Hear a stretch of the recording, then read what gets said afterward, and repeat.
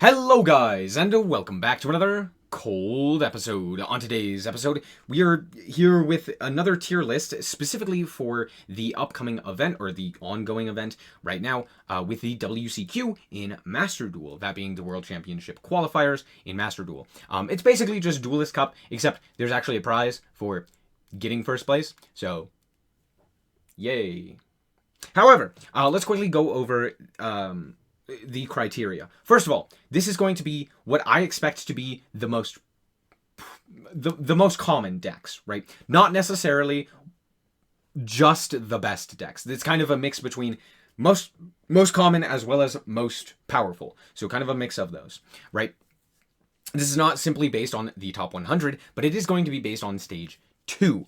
Hopefully this makes sense. But it's basically like, hey, if you're going to plan on playing in stage 2, what's going to be the decks that you're expected to see, right? As well as like other decks to maybe look out for that are going to be less common but still powerful, if that makes sense. So yeah, let's just start off with Exosister. I don't expect this to do very well, but it is a deck that you kind of need to be prepared for, if that makes sense. So like C tier is basically like, I don't expect you to see maybe more than like 2 of this in your run. But it is going to be very, very powerful, or you're going to see quite a few, but it's not going to be that big of a deal. You do kind of have to be prepared for things like Exosister, or just like anything like that. Having either a Kaiju main decked, or like Kaiju's main decked, or having Underworld Goddess in your extra in order to like link off problematic monsters like that is very nice. I would highly suggest like putting into your extra deck the Underworld Goddess if you can fit it. It's very, very nice and very useful overall. Next up, we have Adamantipator. Adamantipator is still just a good deck. It's kind of overall pretty average. I don't expect to see it a ton. It's still very, very powerful and can just auto-win games due to Block Dragon and the ability to just combo off because of this individual card. So there's that. It's just kind of an instant win button going first, and I do expect to see quite a bit of it. Not going to be everywhere, but I do expect it to be fairly common, kind of middle of the road, not too overpowered, and not too common. Next up, Stun. Stun is not very good, but it is going to be extremely common. I expect this to be one of the most common decks, mostly due to, even in stage 2, people just not wanting to play against tier, right? So I do expect this to be fairly common, and like with a various different amounts of builds, right? I've seen Labyrinth Stun, I've seen, Guru Stun, I've seen etc, right? The list goes on and on. Yeah, I do expect to see basically just Stun in some variety popping up and being very prevalent. Next up, we have Branded. I expect this one to also be pretty prevalent. Branded's still very good. You can play it with Tier as well. You can play it with Grass, which makes it even stronger. Just all in all, there are a lot of things going for Branded. It's still very strong. It's still able to compete. I don't expect this to be as prevalent as something like Stun, but I do see it being more powerful, if that makes sense. DDD, I don't expect this to basically ever come up. It's not going to be very powerful as well. It's not going to show up very often. I just don't expect to see this. Next up, let's go to Tri-Brigade. We do have Lyralisk here as well, which I would imagine like Tri-Brigade Lyralisk is the version of the deck to play. But if they are playing more of like a Zodiac Tri-Brigade or like Tri-Brigade Split, Tri-Brigade Split is very different. I'm going to say that Tri-Brigade Split is like, we'll say that this one's Tri-Brigade Split, which is probably the best version of the deck right now. I'm going to say, again, similar to Adamantipator, probably not too common, although Sprite is very good. I would just kind of put it in the middle of the road.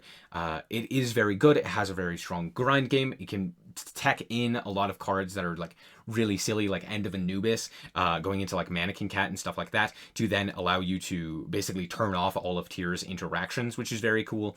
So yeah, lots of stuff like that you can just kind of auto win with, which is pretty cool. So there's that. I don't expect it. Again, this one is actually probably less common than Adamantipator, but probably more powerful due to the fact that it can play like going second cards pretty effectively, and like Sprite stuff. So there you go. Next up, we have Dragon Link. Again, a deck that you probably want to look out for and like have somewhere in the back of your mind like what it does and what like it plays and stuff like that. Maybe having an out to Borderland, or knowing what Borderland does, the fact that it's not targetable, or like you can't respond to it and stuff like that. Just kind of situations like that. This dies to Soliak. Like, if you're playing tier, it dies to SnowiK. You negate it with SnowiK, and then it can't really do anything. You just have to be able to make sure that your opponent can't activate its effect before that. Right. Anyway, next up we have Tri-Brigade Lyralisk. I'm going to put this one below the Adamantipator in the Tri-Brigade stuff. Still very good. Very strong deck. Again, very similar in nature. Not going to be very common. Like, I would be surprised if you see more than 2 of this in your run, similar to Exosister. However, I do think that the power level is much higher on this deck. Being able to end on, like, Ensemble Blue to bounce a whole bunch of cards with also, like, the ability to end on, like, an untargetable negate and a whole bunch of stuff like that. And just, like, the targeting protection from Samorg is very problematic for things like tier or just anything in general. I think there's a lot of targeting right now in the meta, so that's pretty good, but I don't expect you to see this, like, at all. Drytron. Drytron's still very, very, very good. I don't expect anyone to see this. I would be very surprised if you played, like, 200 games in the second stage and saw this. It's so rare. That's not to say that it's bad, it's just I don't expect you to see it. Drytron is very good. Drytron has the ability, very similar to Adamantipator, to just auto-win the game. Ending on, like, Vanity's Fiend, or like ending on, is Vanity's Fiend? Anyway, Vanity's Fiend ending on, you know, the Omni Negate board of, like, infinite negates or stuff like that. Most of the time it's now just Vanity's Fiend, and you just kind of sit there and be like, okay, you can no longer special summon and I get to play the game. And then they just OTK you. It's just kind of like, hey, if you didn't draw Imperm, you lose. So there you go. Yeah, that's basically it. Flunder. I expect Flunder probably to be the most common deck. Mostly due to, well, okay, not in Stage 2. I expect leading up to Stage 2 is going to be the most common just because people don't want to play tier until they get to Stage 2, and then they're all going to play tier. But I do expect this still to be very, very common. And it is probably the second best deck right now. Being able to deal with tier as effectively as it can, while everyone is already utilizing cards that specifically hate the graveyard, well, guess what? Flunder doesn't care. So yeah, Flunder just happens to be probably the second best deck, mostly due to tier being the first. Next up we have Labyrinth. Labyrinth is pretty bad. I clicked the wrong button. Labyrinth is pretty bad. We're going to put it at the bottom of the sea. I do expect this to be playable and being played a lot more often than basically any of these other decks right here, except for maybe Adamantipator. But it's not nearly as good. Madolche is probably in a similar boat to Labyrinth, just worse in general. I don't really see it being played all that often, and it's not very strong. It kind of dies. It doesn't really die to the Shufflers. And in fact, it can play the Shufflers. Actually, now that I'm thinking about it, it does have the access to the Vernus Sylphs as well as the Shufflers. So it's not terrible. And I would say that probably will see play a lot more than, like, Drytron. We'll put it in C tier. It's decent and is definitely something that you should be aware of and, like, cognizant in the back of your mind that, hey, this is a thing that is going to be played. Next up, we have Mathmech. Mathmech is still just a very good deck. Being able to end on incredible boards, especially with the Exosister stuff, being able to end on, like, incredible boards is very nice. With, like, actually, like, none of it is good. It dies to Graveyard Hate. It dies to any of the tier stuff. Like, if tier shows up, you just kind of end up losing because you're sending cards to the graveyard, which just triggers the tiers, which isn't exactly a great idea. Yeah, Mathmech's just kind of like a high roll deck. It can work. I think, honestly, Lyralisk is probably in a better spot right now, or Lyralisk Tri-Brigade. Mostly due to its matchup against tier and a lot of the other things that are hating on tier right now. So there's that. Hold on, is Exosister not on here? We'll talk about Exosister at the end here. Next up, we have Naturia Runick. Naturia Runick is fine. It also dies to things like the Shufflers and, you know, Ishizu tier shenanigans. But I do think that it is very powerful. I think that it most likely is going to be just... it's kind of like in the middle of the road. I don't expect it to be too common because it is fairly new and it is a bit more difficult to be played. But on top of that, I also just don't expect it to be too powerful given, like, all of the graveyard hate that's currently going around, and, like, all of the stuff that needs to specifically go to the graveyard, while also, you know, dying to, like, the Shufflers and stuff like that. So I don't expect it to be bad, but I don't expect it to be overpowered. However, Naturia Runick Beast, or Naturia Beast is absolutely crazy. Prank Kids will not exist. I don't think that they're bad. They're just not going to be anywhere. They're not as good as Drytron, and they're never going to be played. However, you can play them. They're pretty decent. Ending on like a Raigeki isn't the greatest anymore because, hey, that triggers the tears, but you're still able to put up a pretty decent board and, you know, have some fairly decently large monsters. So it's not terrible, but yeah, I wouldn't suggest it. Punk. Where do I put Punk? Because there are a myriad of builds with Punk. That means that Punk can kind of conform to anything. I've seen people just like play two engines that do not mix together. One being Punk and one being something else entirely. And it's just like, oh, you just play Punk because you could just play Punk, right? And you can just end on Pep and stuff like that. I would imagine that it's fairly common to see just Punk in general. I wouldn't know what the best version of the Punk build would be. Probably like Punk Tri-Brigade would be my idea is like the best, but I don't really know. I do expect it to be very common though. Next up we have Runick. So Runick's not specifically like Runick stun, because that would be like under this stun category, but it's more of just like the Runick engine, kind of similarly to like Naturia and stun and all of that stuff. Just, you know, you got to be prepared for Runick. Runick is probably going to be one of the more common variants. There's Runick Sprite, there's Runick Naturia, there's Runick for Hire, there's Runick Stun, there's I think there was another Runick build that I was thinking of, or that was playable. Runick like Plunder. So there's that. Oh, Plunder's also not on here. Interesting. We'll talk about those. Anyway, moving on. We have Salad. I honestly don't know if Salad will ever see play. Salad has a massive issue against the tier hate, which I do expect to be fairly common. And then on top of that, it's not like very common just in general. I don't see it being played all that often past like gold. So hard to say. I really don't expect it to be all that common. And you probably don't need to really worry about it. They're not really doing anything too frightening. Next up we have Sprite. Sprite I'm going to put above Flunder. I don't expect it to be more popular, but it is significantly better in this kind of format. You just do your combo, end on like a full board that your opponent basically can't deal with, and then you just win.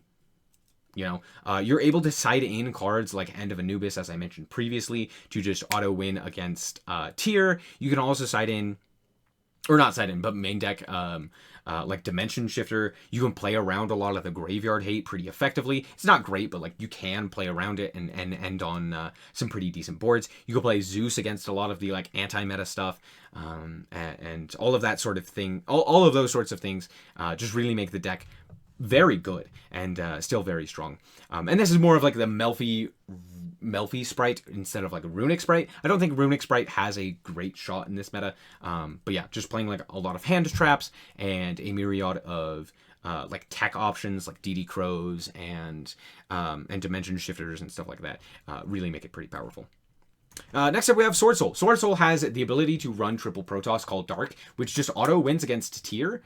So there's that. And then on top of that, they also have the, like they're pretty good against basically everything else as well. Calling Dark with Protoss also destroys Sprite, or like, you know, shuts them down mostly. You can also go for the Shishao, which is very good against Flunder. They basically have an option for everything, but I don't expect them to be too common. They do kind of mediocre right now. They're not exactly exceptional, even though they're still very, very strong. And I think the biggest problem is just like they're not able to play as many tech cards, and not as much like tier hate specifically, other than Protoss. And Protoss is a bit difficult to summon, but even with that being said, I still think that they are one of the better decks and definitely something to watch out for. Obviously, we have tier. Tier is tier. I've been talking about this the entire time. Obviously, I expect this to be the best deck for this event, specifically in Stage 2. And, yeah, it's pretty simple. Now, normally I would say, oh, when it comes to climbing and, like, being the fastest and, like, getting to first place, I'm not talking about that. This is going to be the deck that everyone is playing around. I should probably put it in its own tier. In fact, I'm going to do that right now. And, so here we have it. I'm not going to say that this is going to be Tier 0. Well, yes, everyone is kind of functioning around tier. I don't think it's going to be as common nor as powerful. I think tier just right now has a lot of like targets on its back that make it so that a lot of the other decks just have the ability to kind of like beat it, right? It's not as strong as it was either in the TCG nor the OCG. When it was actually like tier 0 status, and that's because like it lost a lot of its power and its oomph from the limitations, right? So it's not as consistent. We still have like Scream and stuff like that, but like not having triple Paralino does matter. Only having the one kit, it kind of matters. But like, you know, if it gets banished, it's much more difficult to deal with and stuff like that. So I do think it's a little bit weaker. And on top of that, like most of the other decks also didn't really receive reasonable hits. I guess Flunder received a hit, but like, oh well. But yeah, I just think like it's got a big target on its back. It's a best of 1 where tier did much better in like best of 3s, due to the fact that it could more consistently do its game plan over and over, even through like side deck hate, while also side decking in additional cards that were even more powerful against specific strategies. Yeah, I just think like it's good. Not tier 0, but close. At least for this event. I think in a best of 3, yeah, it's tier 0. Moving on, we have Thunder Dragon. I don't know. It'll probably see play. It's probably something you need to worry about. Specifically, Colossus, I do think you need to worry about. Colossus is a powerhouse, and a lot of people will be playing it just because it's a good card. So I wouldn't be surprised about that. Dinosaur is fine. Again, it's kind of similar to like Adagnister, where it's like, yeah, maybe you'll see it like once or twice. And yeah, it's decently powerful. It's something you got to keep in the back of your mind. ABC won't be played. Marincess. Marincess will probably see a bunch of play. Actually, I'm going to put it here. Marincess will probably see a bunch of play. However, Marincess is really bad right now. It dies to like every interaction. It doesn't really put up that great of boards. It's just like a big bungus. And that's basically it. Maybe a few hand traps. It doesn't really have the ability to play through a lot of like the graveyard hate and stuff like that, that a lot of other decks are playing as well. It has a horrible time going second unless it happens to draw like a million hand traps. And yeah, it's just not all that great. The end boards tend to be lackluster and pretty easy to play through. But, you know, Zelantis is new and people will want to play the Marincess, so there's that. Hero, I'm going to put it at the bottom of C. This is a deck that absolutely you will see because of the fact that it can make Dark Law, and people are like, whoa, Dark Law, it can beat whatever it was. Tier, oh my gosh, that's so crazy. And then they will die to a single hand trap. Or they will be able to combo off and then you just like look at them and be like, cool, Nibiru. But no one's playing Nibiru, so who cares? Maybe it's a little bit better. I really don't see it being all that strong. Like it can end on some pretty incredible boards, or you can just brick and do nothing. Like it's Hero, who knows? It can play through 5 hand traps, or it could play through literally none, because it can't even make a play. So yeah, hard to say. I'm going to say that it's like at the bottom. You'll see it a ton. I don't think it's very good. Eldlich. Eldlich just dies to everything, similar to Salamangreat, so I don't see it seeing a lot of play. Now, the 2 decks that I wanted to talk about were Plunder and Exosister. The 2 decks that we currently don't have. So we got new cards for Plunder in the most recent set. So we're going to talk about Plunder. This is going to be Plunder. Hopefully I remember to edit in where Plunder is going. Put a little name tag there. But honestly, Plunder is fairly decent. I'm going to put it actually above Mathmech. Plunder is really good right now. Mostly due to the way that it specifically interacts with the board. Its ability to play a lot of hand traps is very nice. It can play around the graveyard hate fairly decently. It's not like great, but it can. But more importantly than any of that is the fact that against tier, it has the ability to banish cards. Unlike a lot of the other decks, being able to banish cards is very nice. And it can like main deck evenly matched and stuff like that. Lots of like other such like side deck cards in the main deck. I'm actually gonna put this a little bit lower now that I'm thinking about it. Plunder is still very good, but not the greatest. And then Exosister. Exosister, I expect to see a lot of play. Way more than Stun. Way more than basically anything else. Probably up there with like Flunder and the like. As an anti-tier strategy. And even with that being said, I still think that this deck is terrible. Yeah, this deck is really bad. I expected to see a ton of play because it can play Dimension Shifter and people will be like, oh my gosh, it's an auto win. But then, you know, it's still Exosister, and it dies to a single imperm, so who cares? You know? That's basically it. Just, yeah, if you go first, sure, and you draw a perfect hand, sure, yeah. Like, any deck can do that. That's not exceptional. You being able to win a few games in a best of one, not too surprising. However, being able to do that consistently and over the top and yada yada. No, not really. So, Exosister is mid. This isn't Blue Eyes. This is not Blue Eyes. Remember, this is not Blue Eyes. Not Blue Eyes. Anyway, yeah, that's basically it. Pretty simple here. We have Tier, Sprite, Flunder. These two I do expect to do actually pretty well. Runick will probably show up quite a bit, as well as just regular stun stuff. Branded and Sword Soul, you will probably see a bunch, but probably... Branded might do well, mostly because of Tier, being able to play like Tier with it as well. Sword Soul I do expect to do fairly well. It's still a good deck. And then, you know, the rest of that. But yeah, that's going to be it for this episode. I hope that you guys did indeed enjoy. If you did, I like us very much so appreciate it. And if you want to check out more content like this, as well as more Yu-Gi-Oh!, then just be sure to subscribe. And we thank you guys so much for watching. And remember to always stay frosty. Bye-bye. Shout out to the Frost Guard, my members. Thank you guys so much for the support, and I hope you enjoy the content.